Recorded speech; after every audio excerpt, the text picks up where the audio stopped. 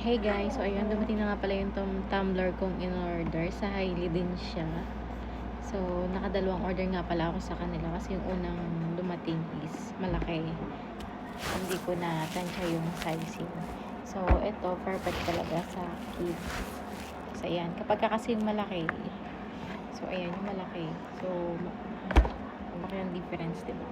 Pag malaki kasi, mabigat siyang dalahin. Kaya nag-order ulit ako. So, open na natin guys. Ayan siya guys. Open na natin. Ayan. So, isang set na siya. Meron na siyang silicone para iwas gasgas. And meron na rin siyang handle. Nilalagay lang din eh. So, ayan. Super cute. And nagustuhan naman ng anak ko. Ito nga pala siya. 20 ohms na siya. Isa siya. Pang kids talaga siya.